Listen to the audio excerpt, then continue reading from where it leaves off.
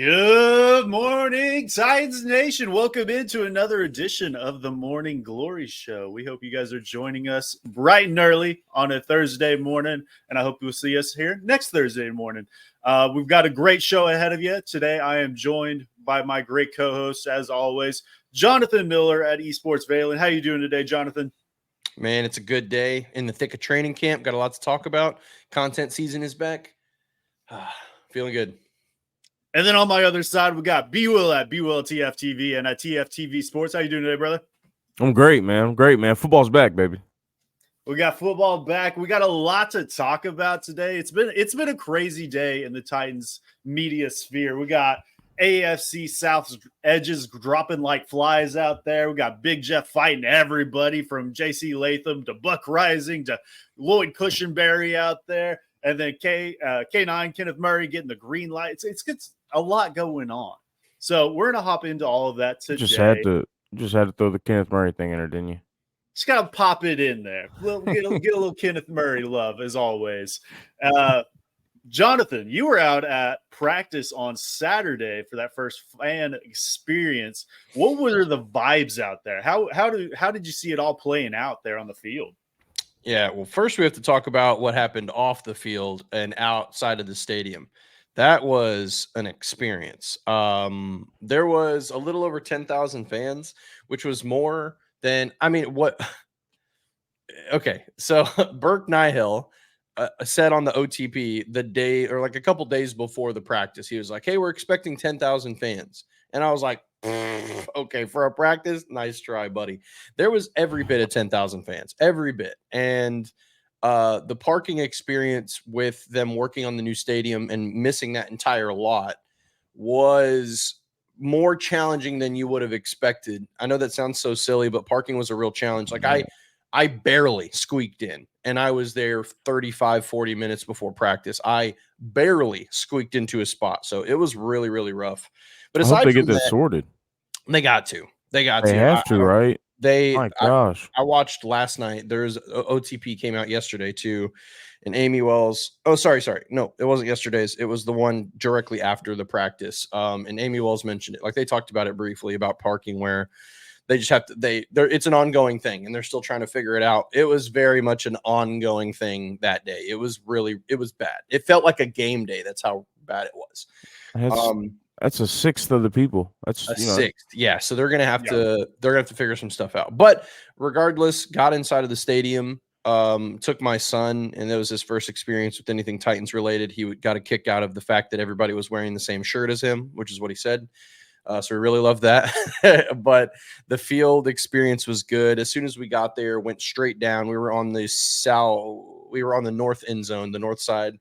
And, the offensive line was practicing right on the end zone. We got a chance to walk right up all the way to the front row. And the first thing I did was watch the O-line, listen to Bill Callahan. They were literally not even 10 feet from me. So I got a chance to film some stuff and just watch Bill Callahan coach. And that was the thing I was the most excited about, because we got to actually like hear him. So like we could like hear what he was saying. And one of the things that stood out to me the most was, I'd never listened to an offensive line coach like for a long time to see everything he was saying. But it was really interesting that they worked on like combo blocks and pulling guards. They worked on those a lot. And the thing that he seemed to stress the most was not only hand placement, but like body placement as it pertains to the defender. So like, there were many times where he was coaching up where they were placing their shoulder on the defender they were blocking. And so basically it was like a fluid thing where they would combo block with each other. One would pull off and grab the floating defender. And then how they engaged the defender and how they rotated through that block was something that he kept talking about. So I thought that was really interesting, because that's just like little detail that you don't really get to see as a fan. So that attention to detail at offensive line is something I feel like we really like too. Yeah. I mean, clearly, right? Like the development process of a young offensive line player. Yeah. So it was cool to see specifically what they were chatting about. And obviously certain players did better than others. There were guys like Dylan Radin stood out. John Juku stood out. And there were a couple of other guys that I was really surprised. Like wow, they're playing with some like game-like intensity.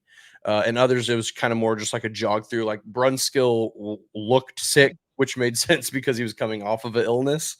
So he wasn't moving well. But yeah, overall, the offensive line seemed to do pretty good. They struggled a little bit in pass pro when it came to 11-on-11s later in the practice.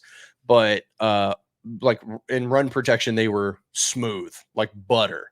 So everything they talk about with Bill Callahan and his schemes when it comes to the run scheme, like the run game coordination, it was clear. Like it was evident. It was like in run, like obviously they can't, defenders can't go through and complete the block the tackle or whatever. But from just a structure of the offense, watching the run blocking and the run scheme was beautiful. Like it was, they did very well in transition there. So I would say that, there's a lot of improvement happening on the offensive line, and there's still going to be that. Like Mike Herndon said it on Twitter, like don't expect this offensive line to be fantastic on week 1, even if we hear good things. And I would echo that. Like there's a chance that they're going to struggle for a little while as they kind of get their bearings. But guys like JC Latham are improving. That guy is as advertised. He is a massive human.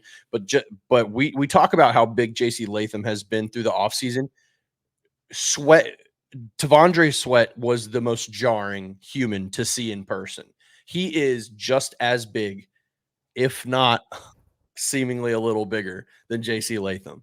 Nobody has been talking about how big he was. I was shocked. Like to see him in comparison to his teammates, he dwarfs them. So yeah, I think, there's a lot of exciting things. So we can go into the details, but I have my notes that I posted, that Jake retweeted on that day.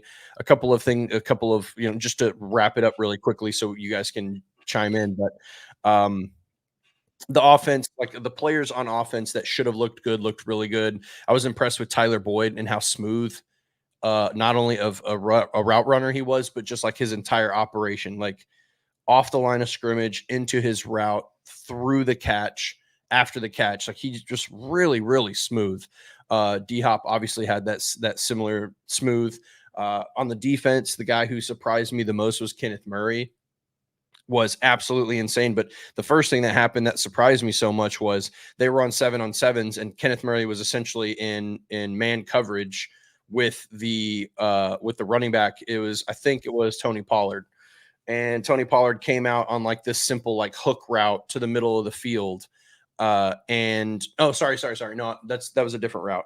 This was Tyler Boyd. He was in man coverage with Tyler Boyd, and Boyd was in the slot. Boyd came out. He just sold the out. It was like a 5-yard out, and then he put his foot in the dirt, redirected to like a drag in the middle, across the middle. And Kenneth Murray like bit a little bit on the out and then came back across Tyler Boyd's body, and they fully extended and broke up the pass. Like from like he had like 6 yards he had to make up, and he did it in like a half a second. It was really impressive. Like, so that was the thing that was like, oh, okay, who was that kid? That was Kenneth Murray. Okay.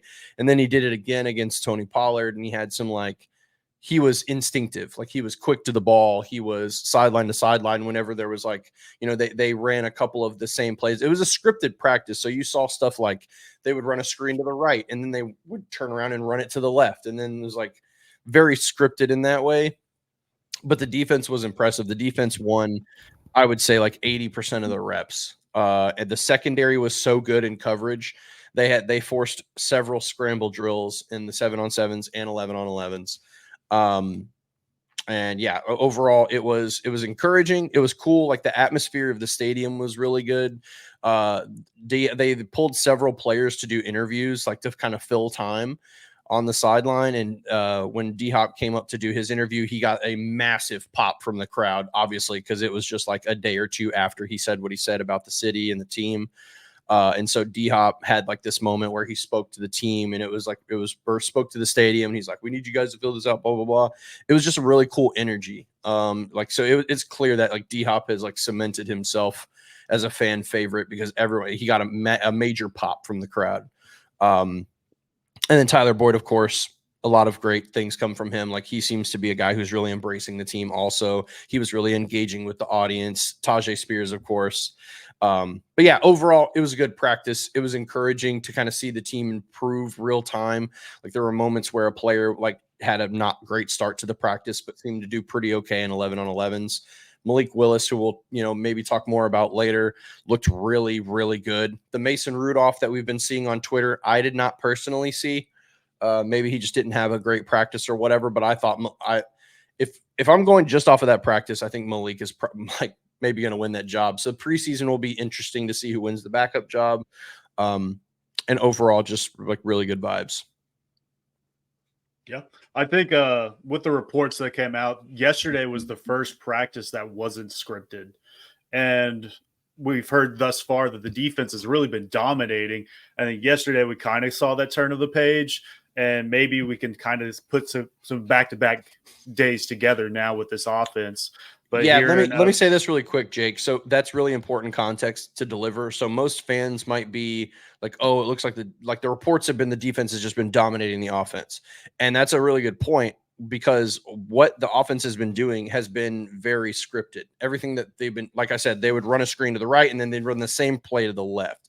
They would run something where there was a deep dagger that they were trying to squeeze into somebody, and then they would run it to the left, and then Will Levis would purposely throw it in a different way to see if he could squeeze it in type. So though the offense hasn't been doing as well up until that point, the difference is the defense gets to throw different things at them on a level that's like, oh shoot, like they even said it, like the defense will purposely be like, okay, we're going to throw some disguised stuff at them because they can just call a quick whatever, make it good. The offense is like, we need to see these amount of plays in these situations in this 3rd and long. It's very on track, and the defense gets to play a little bit more loose. So I would say that that's why you might see the biggest discrepancy. Maybe why guys like Kenneth Murray or whoever are flying around having a lot of success. Arden Key even said it. They're like, we get to like throw all kinds of crazy stuff at them, and they have to just react within the confines of the script. So for anybody who's out there that's maybe like, oh, it's disappointing that the offense isn't doing better, blah, blah, blah. It's like, well, the context of the practice is you have to understand, like, they're practicing what they're going to see in game. Like, they're running, like Calvin they're running several go balls to Calvin because they're like, hey, we need to see, like Will even said it, like, I need to see how and where I can throw it on certain routes, so that way we can get the timing down. Because you're throwing a ball 40, 50 yards down the field, you're not just going to have timing. Like, that's where practice comes in. So we have to understand as fans, like, practice is what it's meant to be. It's meant to simulate certain situations in game. So it's not like they're going to just win.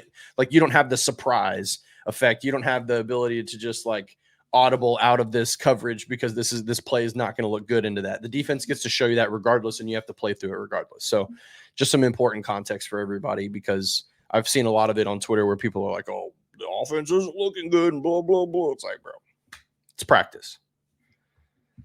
I think with talking about just Will Levis and timing and everything, they talked about it early into training camp that they were really limiting the vertical route tree.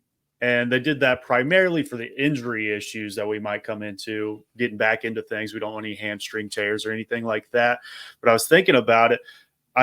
We know Will Levis, he can throw a piss missile. He can get it out there, and that's what he does really well. But where he struggled last season, where he struggled through college as well, is that intermediate and short parts of the field. So really limiting those vertical route trees, you're making him do these things that he's not good at. So I think that's really going to help with that progression that we see in this Cali system. They kind of opened it up a little bit on Saturday. Seemed like the first day they kind of did it, just kind of looking at clips and stuff. And we saw some more of that this as of yesterday. But now that pads are on, we're seeing the people starting to hit. And you talked about Dylan Radence was one of the standouts there on the offensive line with Bill Callahan. He got his first team reps yesterday is what it sounded like. So yep. That's still a battle with him and Shadiq Charles. Sounds like Shadiq went in right after Radence again, though. But Dylan Radence is still in this thing, is what it sounds like. I don't see why he was casted. It seemed like at the beginning of the offseason or, in mini camp, he was sort of casted away as not a viable option at right guard. You know what I mean? So I mean, it'd be interesting to see how well he adapts to this new system, this new run scheme, and how they utilize him. I'd like to see him because I mean we're in trouble on that right side, to be honest. Whether it's right tackle, right guard, it doesn't look good. So I think Radin said he has a shot at it. I think he deserves a shot at it more than anything. He ended the season playing really well. So for his standards, and for our standards too. Yeah, there's a lot to go off of there, and there's a lot.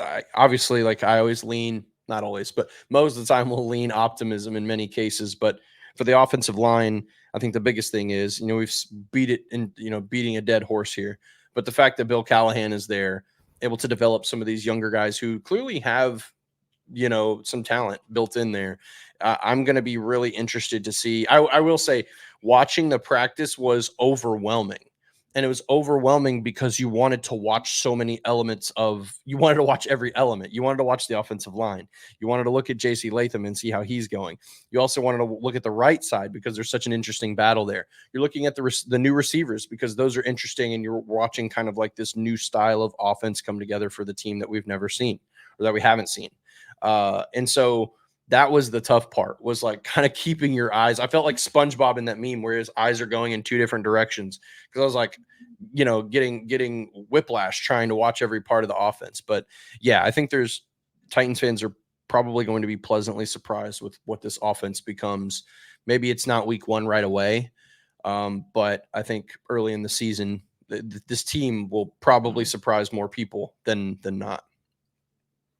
I think Dylan Radins, maybe he has more upside than Shadik Charles. I don't think that's without question. He has the athleticism, all that stuff. I still think it's Shadik Charles' job to lose. But now that we have pads on, we're to see more of that. It's going to be a fight, and then everybody just discounts Daniel Brunskill. He did fine. He was our offensive lineman last year, for God's sakes. He's going to be in that fight too. But that kind of brings us into, who do you think was the biggest surprise for you, Jonathan? So the biggest surprise for me so far in training camp is there's a couple of guys, but I'm going to go with Malik Willis. So Malik Willis, obviously we only know what we can go off of from camp notes and things like that, but obviously has stood out a little bit in getting some praise from the local media. People saying things like he's looking more organized, he looks pretty good, blah, blah, blah. Well, I got to see him in person on Saturday, and he was surprisingly advanced. And so my evaluation of Malik Willis was that the biggest thing was that he looked more in command of the offense. So he would just going from like huddle to setting up the play. He looked way more comfortable in the pocket. Like the first 2 years of Malik, like he was like jittery. He was like bouncy and jittery, and then he would like just go if he needed to. This Malik is like, he's taking his technically was looking really good, dropping back in the pocket, scanning the field, but going from progression to progression, delivering the ball with some good zip.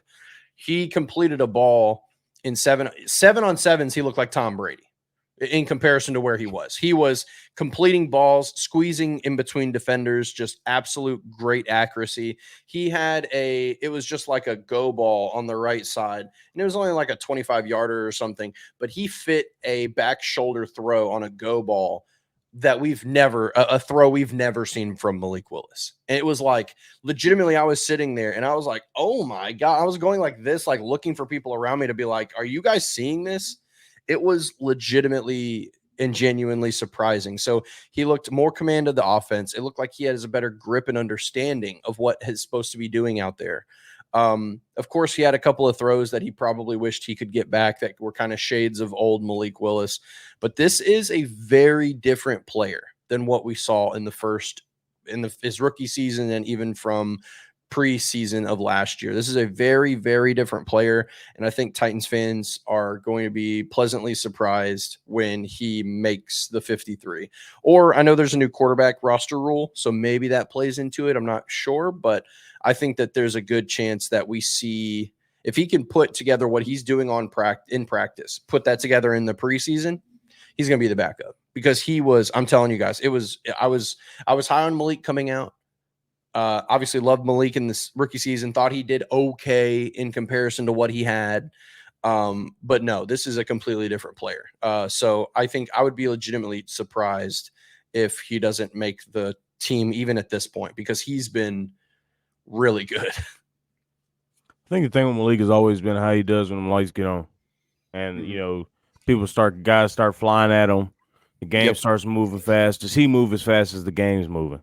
And well, I'll say, so in comparison to that, so to your point, we've watched Malik practice, and in practice, he's been about the same as in games, meaning he hasn't been great.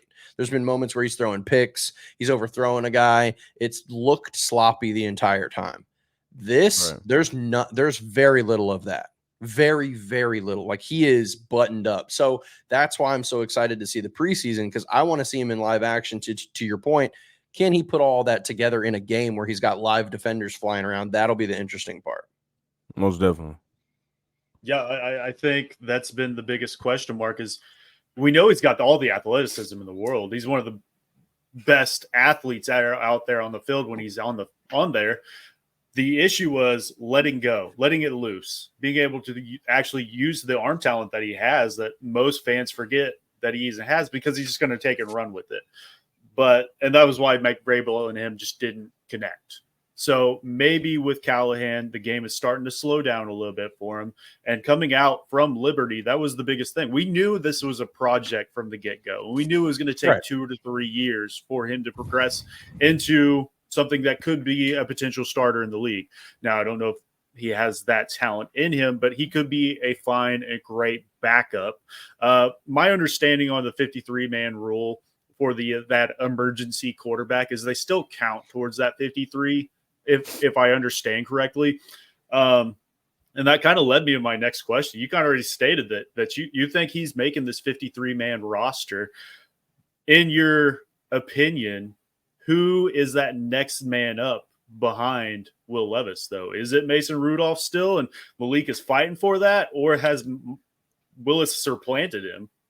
No, as of right now, it's like if the season started today, it would be Mason Rudolph. But and that's only because he showed what he showed. Like Mason put it together, and so you can't deny that. Obviously, that has to happen. So I think what the quarterback situation is going to be for the backup is if Malik Willis can put together a far more impressive preseason than he's had in the past. Like, if he's shown that huge development if it translates from practice to game, I think it's the staff is going to have a really hard time not making him the backup, because he's improved so much. For Titans fans, it's really hard for us to see that, because we haven't seen Malik in action since last preseason.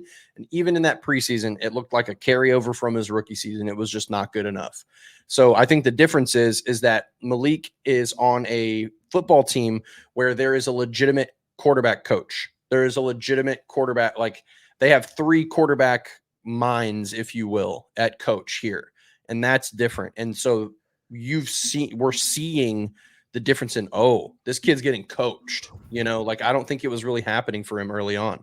So we'll see if he can put it together in preseason. I think that the Titans have a very tough decision to make. I lean Malik Willis if he can put it together. If not, though, if he looks a lot of the same, or if Mason just shines in game action like he did in the season last year, then I think it's probably just Mason Rudolph's job. And then they'll have to make a excuse, or, make a case for keeping Malik on the 53. I think best case scenario is Malik does well in the preseason and we find a way to trade him off. That'll be the best case scenario for a late round pick. Try and salvage. We ain't gonna get no third, but try and salvage maybe a 5th out of him or a 6th. That's best case. But it's just I think he could go out there and throw for 300 yards all 3 games and still not be the backup. It's just because there's too much tape on him just not performing when the lights are bright, man. And he hasn't been put into great situations. I get that. But he hasn't shown us enough to say that he could be the backup. If Will Levis goes down and we need to win the game, I'm not throwing Malik Willis out there.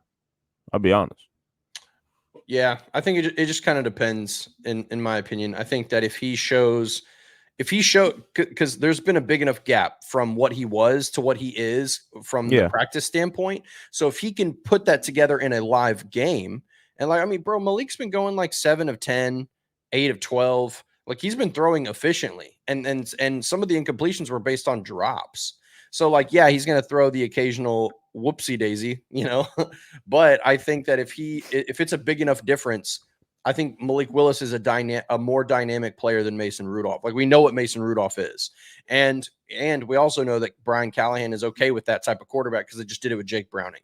But the question that the coaching staff is going to be asking themselves, are we okay with just like not losing the game offensively? Or do we think that Malik Willis is developing fast and well enough and he's putting it together from a skill set standpoint that it's worth it? Because that's the thing, like you're not just talking about like, oh, if Will Levis goes down week 12 and we're going into the playoffs, whatever, blah, blah, blah. Those are all the considerations. Like what if he goes down week 2 and this guy has to be your quarterback the entire time, right? And so to your point, Malik Willis is unproven, but I'm saying in live game action, even though it's a preseason, if he shows like, oh, this is a different Malik Willis, if we're seeing the same thing from practice and training camp now to inside of a game, I think it's going to be a much different conversation that they'll have to have about who they go with, because I don't know. He's passing the eye test is all I'm saying right now. I'm not saying that I'm not discounting the fact that he's improved in practice and that he's been a great surprise. He definitely has. It's just the would be more of a surprise is if it translated. For I'll sure. Be honest. 100%. That'd be more of a surprise. He's going to get a lot of snaps in preseason. We all know that. We're going to see.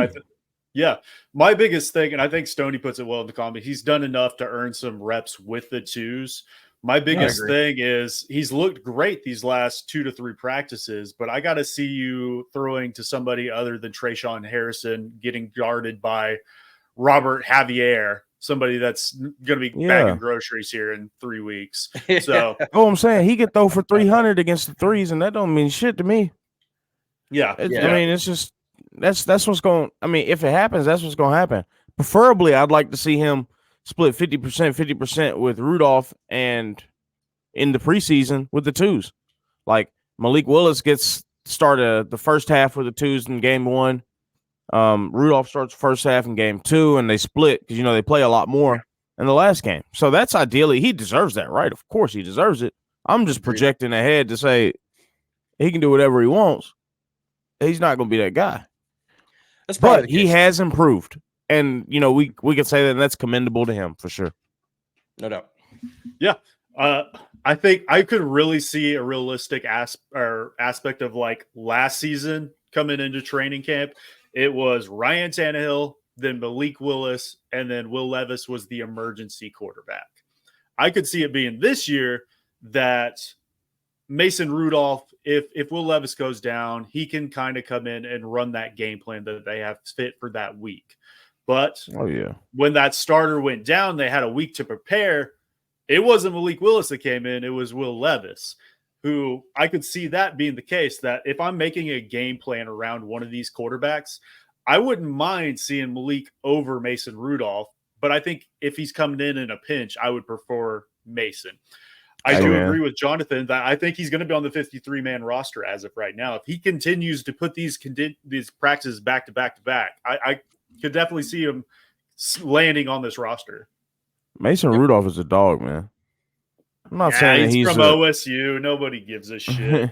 I ain't saying that he's he's one of the best dogs, but he's got dog in him, and that's the type of quarterback grinder you need.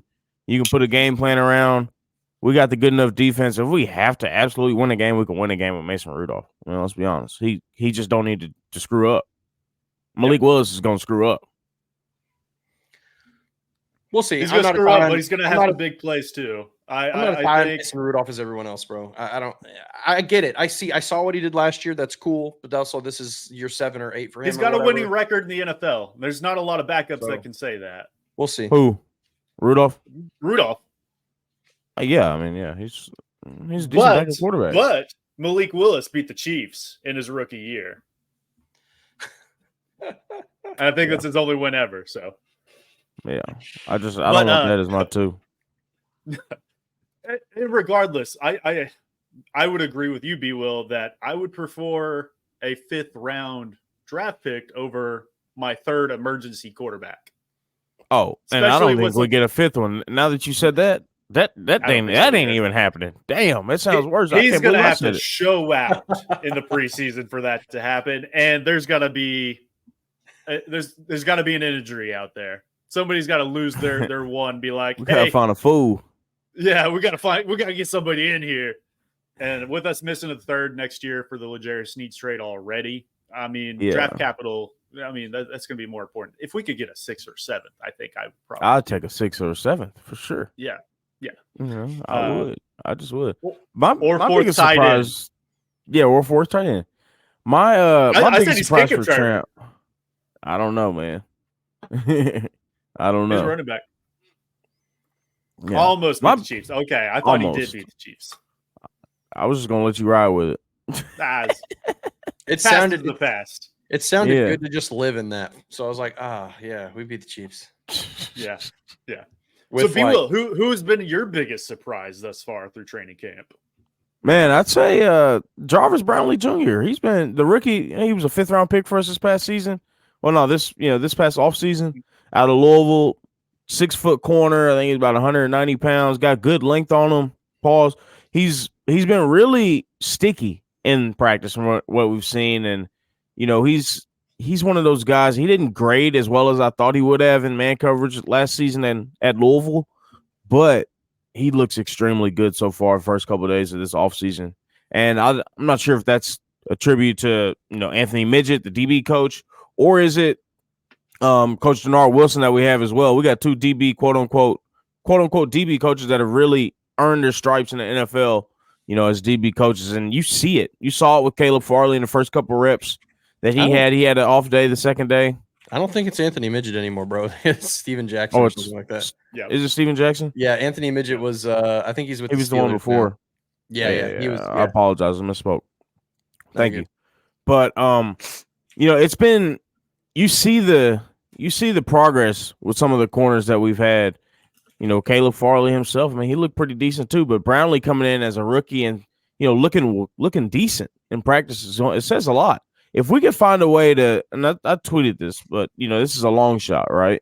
If we can find a way to find a position that our scouting department and our organization really has a niche to go after and really succeed with, like think about the Colts with DBs. They regenerate DBs, right? Look at Green Bay with quarterbacks, last 3 quarterbacks they've had. If we can find a position like that and add a premium position on the perimeter, whether that's a tackle, corners, or even receiver, that's what really sets franchises apart when they're able to do that and save a lot of money and not have to spend on that in free agency or spend a ton of high-end draft capital on those positions. So that's best case scenario with us with corners, and we have the potential and the foundation to be able to do that with the guys we have in the building right now with Denard Wilson, Jackson, L'Jarius Sneed, and McCreary is a good 2 behind him, and Cheeto. So we have potential to be that type of organization, to be that team with that position, and it'd be nice to see. It starts with having a consistent and feasible scheme that supports that too. So it looks like we have that. We're going to be playing a lot of bump coverage, man coverage. So it's going to be exciting to see. I'm really excited with Jarvis Brownlee. I like to see how he does in the preseason. He's looked fine so far. So. Yeah, I think Jarvis Brownlee is just a L'Jarius Sneed mini-me at this point. I mean, they're very similar styles. Trent McDuffie was. Exactly. They're going to get in your face. They're going to bump you off the line of scrimmage. Jarvis Brownlee, I mean, they called him Bleach on the OTP the other day because he's irritating to wide receivers out there. And these last 2 practices, there's been nothing but great highlights for him. There's going to be times where he gets beat deep, but that comes with the game. With this press man coverage, that's what's going to happen. We're going to take away that underneath stuff, which has been the Titans' biggest thing this last Mike Vrabel era, really, playing 10, 15 yards off the line of scrimmage. So that should play very well with – I mean, this is hand in glove with Denard Wilson's scheme and Jarvis Brownlee Jr. And with Chidobe Awuzie losing out some snaps with this calf injury, Jarvis Brownlee has done everything he can in his power to take that opportunity that he is getting against these guys, Calvin Ridley and DeAndre Hopkins and Tyler Boyd, and he's putting it together. And he's got there with the bright lime green shoes. He's hard to miss out there. No gloves, no sleeves or anything. He's a dog. He's a dog. I'm super excited for Jarvis Brownlee. Caleb Farley, that would have been my pick just because we didn't expect anything at this point in time. And this dude, I've never seen a first-round pick that I think everybody would describe as a bust. I mean, it is what it is. But this entire franchise and fan base is still cheering for this kid. I mean, coming out of college, torn ACL, back injury, surgery, lost his mom to breast cancer, comes into the league, tears his ACL as a rookie. Next year, has another back injury, has surgery, loses his dad in a house gas an explosion. Dude has gone through the freaking ringer on a year-to-year basis and only comes back and is starting to put it together on the field. We are all cheering for this cat. And I wore my shirt. I rebuked that in the name of Jesus t-shirt. I made this after Caleb Farley was drafted because I believe in this kid, and I love how he just composes himself out there. And he locked down Hopkins on a rep. Probably would have been a flag. But then he got caught flat-footed against Trayshawn Harrison yesterday, but came back and broke up a pass against Bryce Oliver. He's putting some plays together. And the biggest concern with him coming out of Virginia Tech was he didn't have a lot of experience. He was a wide receiver getting there, transferred over to the defensive side after a couple of years, really didn't have a whole lot of tape there, but he's 6'1", 6'2", ran a 4.25 in high school in the 40-yard dash, but told everybody he ran a 4.35 because people wouldn't believe him. So the athleticism is there, and he's competing with the guys like Robert Javier is catching strays on the Morning Glory show this morning, but he's competing against that. He's Javier, Trey Avery, who's probably the biggest competition out there. And then they've got guys like Eric Garror, Anthony Kendall, Tay Gowan. There's not a lot. Gabe Judy-Lawley. And I think they keep 6 of these corners out there. And I think Gabe Judy is one of them. Trey Avery is that 6th spot. Those are the two I'm going back and forth with. But real quick with Trey Avery, I ain't seen a good highlight yet, boy. Get him out. Get him out. Get him out. I think Caleb Farley's taking that 6th spot. Caleb Farley also has a $4.2 million dead cap, and Trey Avery is zilch. I'd empty my entire bank account that says he's not on the team. Been on the stove in all the practices, cooked. It's getting cooked and burned. Crazy, man. Yeah, and he's sticking to the pan because he's been overcooked. say Johnny, he's sticking to the pan. But yeah, I think this cornerback group in itself is not only the best top end that we've ever seen on the Titans, I think it's got the best depth too. Because if Chidobe Awuzie or L'Jarius Sneed, we know they've gotten injury issues in the past and all of that. Awuzie tore his ACL. Sneed has the knee too. He's out there on Sundays though. But if I have to worry about one of these guys coming in to fill some relief for these guys, I'm perfectly fine with that. Gabe Judy-Lawley, Caleb Farley. Farley needs the reps, and he's very on the 6th spot there for me. Yeah. But Jarvis Brownlee Jr., send him out there. Get some fresh bodies, and I'm perfectly fine with that. And like you said, this is gonna be the position group if Denard Wilson stays with us for the years to come. I'm super excited about this group.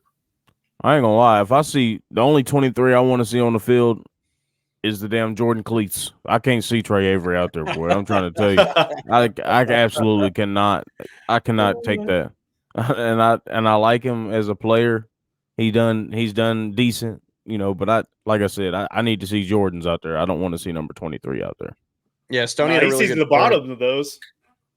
Yeah, Stoney had a really good point about Brownlee. I think in evaluation, because we talked about Jarvis Brownlee several times, like through the draft process, and we really like this kid, super aggressive, would kind of fit the Denard Wilson scheme really well, and I think we're seeing that. But more importantly, we're seeing just how sticky this kid is. Like, he is better than what I expected him to be. I was really happy with the pick in the 5th round because I thought that he was probably a top of the 4th round player. But yeah, he's been a pleasant surprise in terms of just how good he's looked in one-on-ones. He's lost very few reps. He's won far more than he's lost. And we're not talking about like just any jabronis that he's covering either. Like, there's reps against Calvin Ridley, he's got some reps against the ones. Like he's looked really, really good. So I'm actually really excited to watch him defensively to kind of see if he stands out. It feels like, and I hate to jump the gun, but it feels like this one's a hit in the 5th round as well. Like whenever you see a late round pick like looking good, that is a fantastic sign for your front office and your football team, because that says that these guys know ball. Like they're evaluating at a good level, and we can say that pretty safely just from the first 3 picks that Carthon made last year. So yeah, I'm super high on it. I need him to pull a Tajay Spears and find a way to get Quincy Riley in here next year. The other corner at Louisville, that's the dog, is Quincy Riley. When I was watching the Jarvis Brownlee tape, Quincy Riley on the other side, you talk about he's Brownlee on steroids. No Arden Key. I'm telling you, that's the guy that's the corner right there is Quincy Riley at Louisville. So maybe we'll get him next year. We'll see. I'm gonna have to watch the tape on Quincy. Quincy Riley. Time to start the 2025 draft guide already. Stoney knows who Quincy Riley is. I guarantee it. He's right there with you. Yeah, he's right there with you. Quincy Riley's that guy. No, I'm super excited. I mean, if this all pans out, we might not need to draft a corner next year, and I could see the realistic possibility where L'Jarius Sneed, Awuzie, Roger McCreary walk, and these are Gabe Jeudy-Lally and Jarvis Brownlee Jr. I could see those as potential starters. And like you said, we just rinse and repeat. Keep bringing them in. Keep hitting on 5th round draft picks. I'd be fine with that. Let's see the Wolf of Wall Street meme when the guy's drinking coffee and pointing at the camera. I'm pretty sure that's just what Stoney did when he heard Quincy Riley's name. Yep. And then yeah.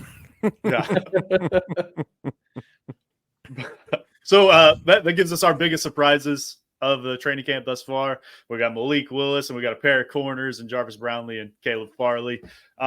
We got to give our flowers to Traylon Burks.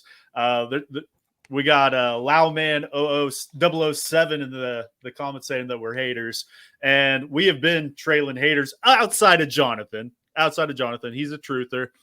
But this dude, he's came out there in previous offseason looking like the donkey from Shrek. He came out like a Budweiser's Clydesdale this season. He's putting it together. The biggest thing was the change of direction for me these past seasons. I see improvement out there. So change of direction to what? His career and his idea, his attitude, or what?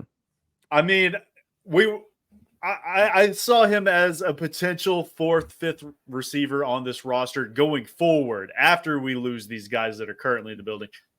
I see the vision. I see the vision where he could be a wide receiver 2 on this team if everything hits right. If he stays healthy. That's the biggest thing. We're talking about Malik Willis putting it on the field. I need to see Traylon put it on the field. So that's another guy I'm looking forward to in this so you predict him to be this is very good. You predict him to be, where do you predict him to be? Not what you see in a ayahuasca dream. Where do you see him at? This year, I see him as wide receiver 4 this year, as far as yards and everything. I can see the potential yeah. So you got 4. Jonathan? It's wide receiver 1. No, I'm kidding. Wide receiver 4, I think, is comfortable. And like I said a couple weeks ago, I think that there is, and we're seeing it in camp, we're seeing him get a lot of those like big body X receiver routes, plays. So I think that it's going to be the same thing. I think he's going to get mixed in pretty heavily when it comes to kind of those moments. But yeah, wide receiver 4 easily. Yeah, I think it'll be 5. So Jaquan, NWI. NWI. No, NWI for sure. Man, he always squeaks his way in. Yeah, he's looked good, man. NWI has looked good. I will give him that. He has looked good. If you were to look at the word decent in the dictionary, NWI's face will pop up. He's decent. You just talk about decent. Bro, is that a compliment or a slight? I'm not even sure. I don't even know myself. I just know he's decent. Man, we can't get away from him. We can't. And I thought it was just going to be the old coaching staff, but it's not. He's out there looking like one of the best receivers on the team. Hey man, What about in 15 to 20 years when this guy is coming back as a honorary Titan or something? Just that it's still gonna be a meme at that point too. I just don't get it. It doesn't make any sense. It's just a meme at this point. Yeah. It's gonna always live. He'll be forever. The new stadium will be the stadium, the house that NWI built. I mean, Okay. It's gonna be him and Trey Avery. yeah. Oh No. my gosh. Don't you do that to NWI. He didn't deserve that. Ridley's looked Trey exceptionally well too, man. I mean, it's not a surprise. It should not be a surprise. And I'll preface this by saying this is Ridley's. Some people will say this is the peak of his year. I will not say that, but that's what some Jags fans have said. That's what others have said, is that he looks excellent at this time of year. But he actually really does, man. I mean, he looks really good. He's a savant running routes out there. I mean, the Titans posted the clip of him. I don't remember the corner he was going against. Trey Avery. He threw him an air fryer. Yeah. He did the little hezzy step off the front, gets him on his heels, and then just turns it and grabs it. Yeah. I want to know how that worked. That's what I want to know. He literally came to a complete stop, and Avery's just looking at him like, "Hey, which one you want to go, buddy?" Yeah. Like, God bless, man. Toe tapped across the sideline. It wasn't a good ball. I mean, it was right on his fingertips. He pulled it in. I mean, Jim Wyatt posted the picture afterwards. He was like, I didn't think it was a catch at the time, but it was a catch. So, yeah, it was. And that's been the biggest thing with Calvin Ridley last year when he was with the Jags was he struggled to make the hard catches, and he had some concentration drops. I mean, that seems to be getting cleared up. It seems to be it was just a little rust he was knocking out there in Jacksonville, and now he's in Tennessee. That might be getting fixed. So we'll see how that all plays out. When you look back and you see the ball coming and you see just gold locks going everywhere, that shit can be distracting.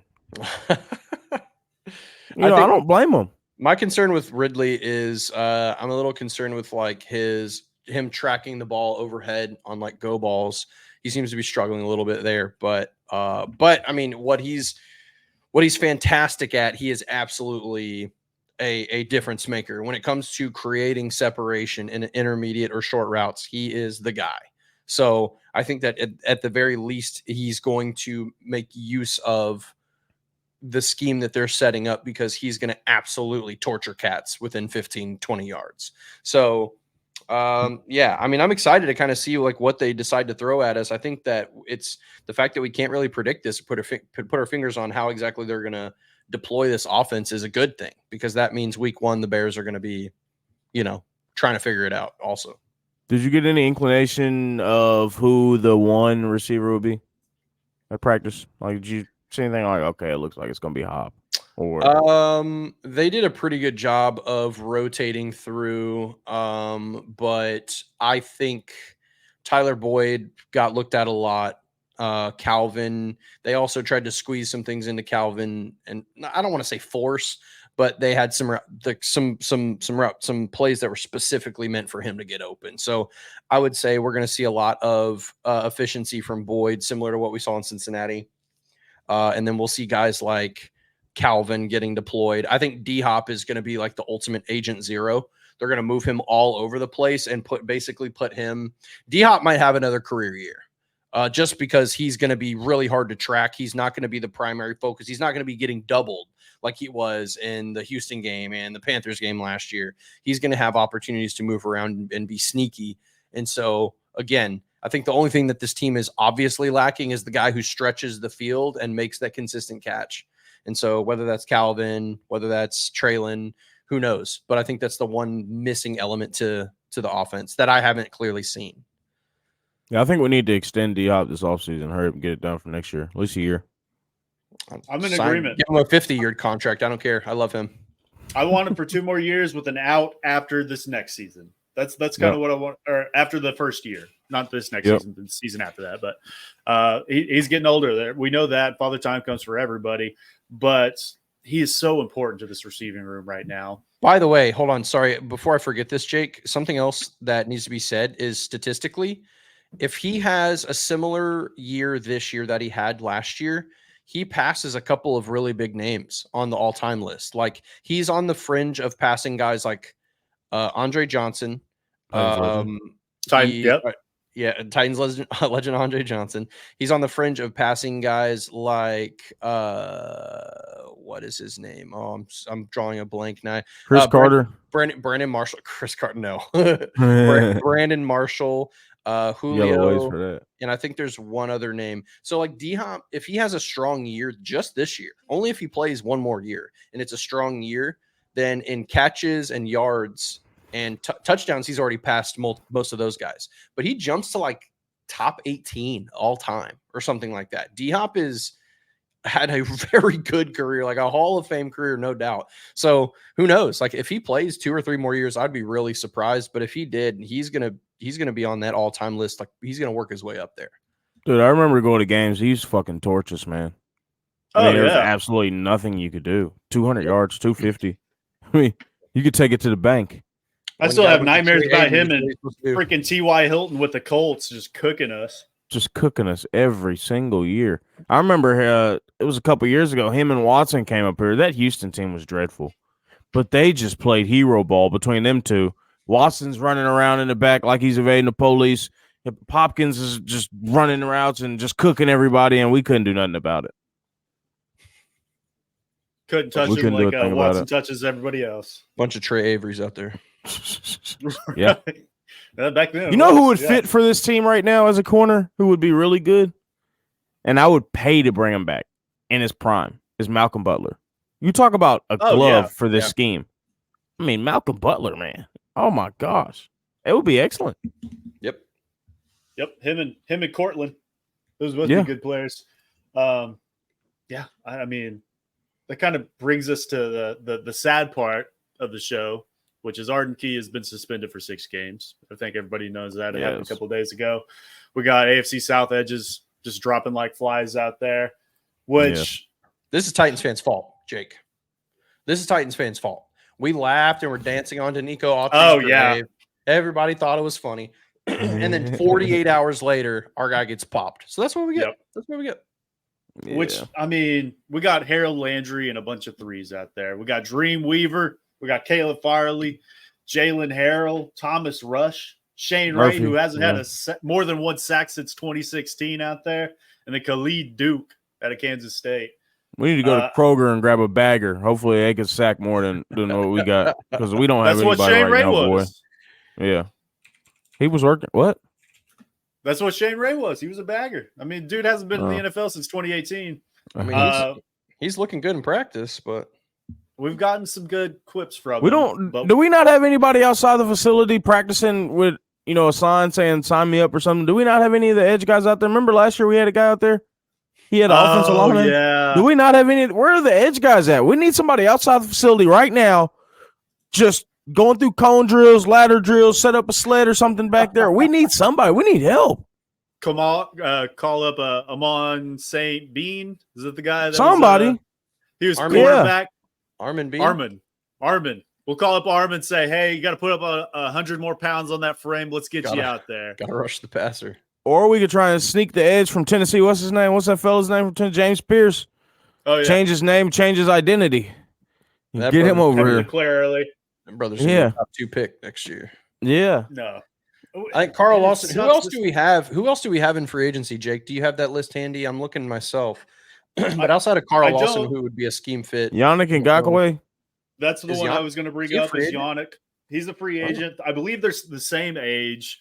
Those are the two that I'd be looking at. I mean, Carl Lawson, he has the connections to Brian Callahan, and he was with them in Cincy.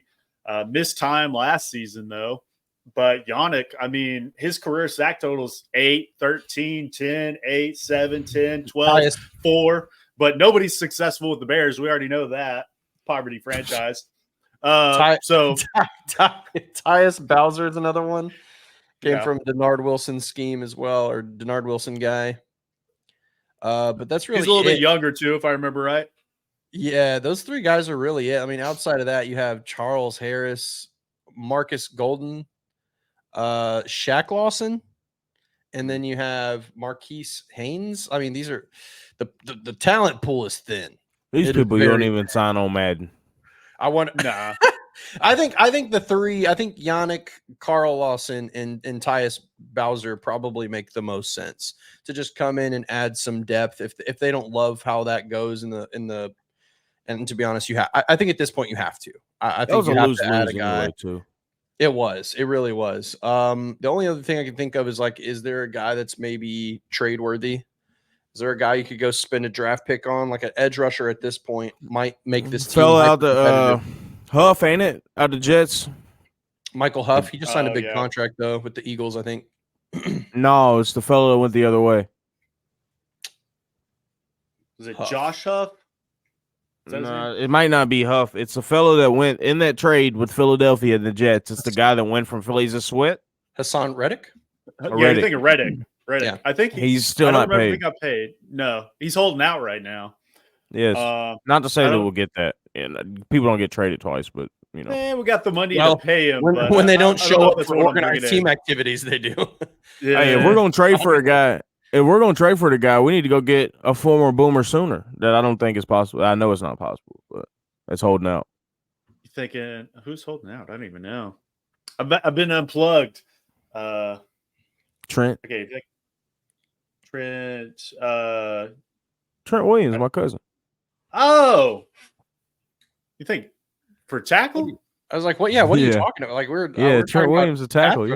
Okay, I was thinking edge rushers. I was like, "Who the fuck is Hell no. Yeah, I was like edge rusher. Oklahoma. Hell no. Trent Williams. Yeah, that ain't gonna happen. No, he's holding out too though. On the Kansas City. I'd trade for Trent Williams. Yeah, I'd trade for Trent Williams and give him $28.2 million because Wirfs just got paid. He got set the record for 28.1. I'd give him 28.2 for the next 2 years. I think that's all we got. Yeah. We got to get somebody in there at edge, though. I mean, this 6-game stretch we have coming off right off the bat, you got to get somebody in there. I mean, he's missing what? The Bears, the Jets, Green Bay, Miami, Indy. The worst stretch that he could have missed. The Bills. He'll come back. His first game back will be against Detroit right after the bye week. So, I mean, you get a little ramp up here. This is the 32nd ranked team out there right now at the edge position, I believe, with missing Key. And it wasn't very much higher with him out there. But we're one Harold Landry injury away from rolling out Jalen Harrell and Dream Weaver out there as starters on both sides. My boy Rashad. We'll see. Yikes. We just need some depth, just a little bit of depthies. We'll see what we can do there. But yeah, I think they gotta. I mean, there's 3 respectable. I mean, even Yannick Ngakoue would be. I mean, he shouldn't be jobless, right? Like, no, I don't know. And I think that's him and Carl are actually younger than I thought they were. I was thinking they were 31, 32 each. They're both like 29. Yeah. So they got some tread left on the tire. Bring him in, 1 year, prove a deal. We just need somebody to simulate pressure. Keep them out. They could stay on the sideline in first and second down. Bring him in on third and just let him throw that fastball. That's all I want. Yep. But other than that, I mean, the only other standouts we've had thus far, of course, K9, Kenneth Murray, and these rookies. This is thus far through training camp and minicamp, one of the best classes I can remember since the A.J. Brown, Jeffrey Simmons class. Every one of these dudes is getting hyped, from J.C. Latham, Javondre Sweat. Cedric Gray's a little bit missing right now. I just had a big loud buzz in my ear. Then we got Jarvis Brownlee Jr. We got Gabe Judy Lawley out there. Jaquan Jackson is showing out. This has been a great draft class thus far. I mean, Javondre Sweat has his haters out there, and he's proven them all wrong right now. Yeah, he's looking good, man. If he ain't gonna get it, he's gonna get in shape in this Tennessee Heat right now, boy. It's hot out there. Yeah. My God, I don't envy him. 360 pounds out there in this heat. Oh my gosh. He probably lost a cool 20 while he was gone from rookie minicamp to training camp, I think. But yeah, he's looked fantastic. And camp notes have showed us that he's been disruptive as well. Just like we thought he was going to. I mean, come on, like, what are we talking about here? So, you know, as advertised, but yeah, this just shows, like, if we can get some above average edge rush play, this defensive line is this defense as a whole is going to take an even bigger step than we didn't even know that they could, because we've been pretty good defensively for a while. but this team is going to also look very different defensively. Just being able to cover in the secondary, being aggressive, pressing when necessary. You have the ability to do it now. So it's a really exciting time to be a Titans fan as a whole, because there's so much difference. There's so much variance in what we're used to seeing. And there's like some pretty serious talent at those areas that we're lacking. So we'll see, like the linebackers, can they put it together? The outside linebackers, can they put it together? But overall, exciting time. Did you have Jeff on your bingo card as the interior D lineman on our team to argue with the reporter? I had Sweat as before Jeff. It checks out, because he's been talking. Jeff's been the only one that's been saying pretty consistently online, like, hey, like, okay, that's cool. Like, we'll remember this. Like, he's been seeing it all the time and slightly commenting. And so that he just, he had enough, and I don't blame him. I've had enough. I think both sides are in the wrong with him in the Bucs situation. I think they've buried the hatchet from what it seems yesterday. Yeah. But it's all water under the bridge at this point. Football is an aggressive sport. You're going to be out there. It's hard to carry it off the field and then walk into the media side and not just turn off that switch. He's running hot, but Buck's also done his fair share of talking. And I mean, you got to be able to ready to address that. Anything you say online, it's not like these keyboard warriors out there that can say everything with no repercussions. You got to see these guys out there. You shouldn't put anything online that you wouldn't say to their face. And he called them soft. He called them a bunch of different things. So it seems like it's all buried. But as far as fighting, he also said that Jeff's not a waste of a contract. I ain't gonna put words in his mouth, but hasn't lived up to his contract and stuff like that. Where was his accountability for his buddy Taylor Lewan? Stole money from us. So that's the thing. Have the accountability across the board. Taylor Lewan's your buddy, so you don't talk about him, how he stole money from us. Should have been both ways. And that's when he was in his peak of rah. I think having harsh criticism is a part of his job, but there's a difference between being a harsh critic and being someone who is like the only problem that I've had with Buck in recent years was recently he's been fair. He's been more fair, and I think he's kind of chilled out a little bit. So I, was defending him through this Big Jeff thing. But I think the problem that I've had with Buck, and I think this is where Big Jeff came from as well, because he's seen it all since he's been here. Like he's paying attention to who's saying what, and Buck was pretty out of pocket many times where he would like openly mock fans. And I think the problem is that you might have a part of the fan base. There's different dynamics of the fan base. You have part of the fan base, which is like people who like us, who are maybe like more logical, like understanding like the football side, of business side, who kind of approach the game logically. And you have fans who are just more on the passionate side. Like they're like, I don't want it to get too serious. I just want to root really hard for my team and that type of thing. And those types of fans who call into his radio show and say some wild stuff, in all fairness, have basically made him be like, okay, like he's just basically talking trash to those types of people. And I get it. But when you're saying certain things to the entire fan base feels it. And I think early on for Buck, like for the first 4 years or so that he's been covering the team, he was really harsh. And I kind of had the same feeling. I was like, man, I think he's pretty out of pocket. But recently he's dialed it back. And I think obviously Big Jeff took it too far saying what he said, but I am glad he pressed Buck. I'm not going to lie. I think it was good that it happened. And also everybody can kind of talk and squash it. Like the Arden Key thing with PK, like these are guys that speak out of pocket at times. And that's because they haven't had anything really nice or any reasons to say nice things about this team. So they've been able to speak very abruptly, So as a fan, obviously you want to see everything be all good on their side, but also as a fan, it was fun to see guys who have kind of, had some things to say about the team kind of get pressed a little bit. So on my side, it was enjoyable. I'm not going to lie. I'm glad they I knew they were going to squash it though. I didn't figure it was much of a story. It was going to be fine. It's all good. No, Big Jeff's got to apologize to Roger McCreary though. I got to see that. He was trying to hop on, just do a quick little interview. Poor guy. He's just chilling out. That was hella awkward. No, it's super awkward. But other than that, fighting on the field, I don't mind that shit at all. Big Jeff and Lloyd Cushenberry and you say you don't mind? I don't mind it. I mean, that shit happens every year. It happens every year, and At every camp. There's too, by so the way. many new players out there that haven't been there in years past. And it's the prison Mhm. yard. You find the biggest guy out there, and you're going to talk shit. You got to prove yourself. Big Jeff being It's the leader 100 of this some team. degrees outside. Yeah, I don't mind that at all. And then going back to not getting thrown out of practice, I'm fine with that too. Yeah. Pittman in Indianapolis gets in a fight every single year. I mean, they're like the Colts beat reports up another fight by Pittman. It's something that he does every year, and I don't know if he's good. Some of these guys got to do it to get themselves into the groove of getting back into football shape mentally, not just physically. You got to get into football shape mentally too, because it's a grind. Yep. So you need these things. You need to get smacked in the mouth some. Yeah. And these guys are going to talk shit out there. We've talked about on this defense. They're all talkers. And the last thing before we wrap up the show, I'm happy to see Josh Wiley start to come out of the show. He's out there, and he's one of the biggest talkers out there on the offense. Talking trash to Kenneth Murray yesterday. Kenneth Murray didn't like that he got burnt off the line of scrimmage, and then Chigakonkwo comes out, and he's talking shit that next play. Caught a little dig out there. Yeah, him and all people. He came out, caught a little drag. Kenneth Murray just comes up and taps him and squashes beefed. I mean, having this competitiveness between the offensive defense is what you want. You want them pushing each other. You want them to feel bad when they have a bad play.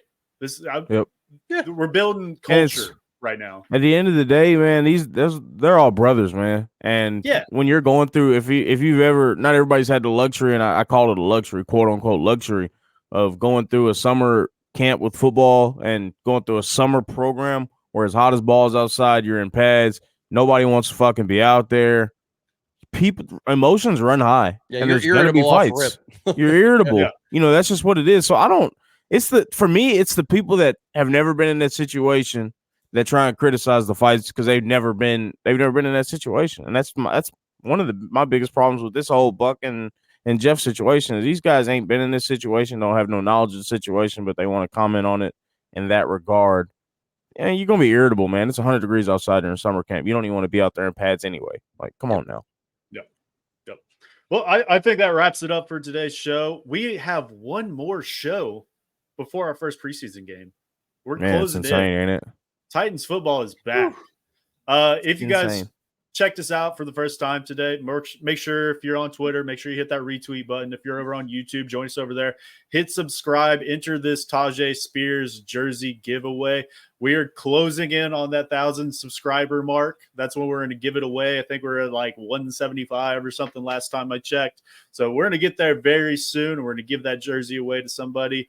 And then make sure you check out in the description down below. We got our fantasy championship going on, drafting here in about a month or so. Later this month, actually. It's the 1st. So go check that out. $20 buy-in. But other than that, we love you guys. We'll check y'all later. Love you, meet it. Peace.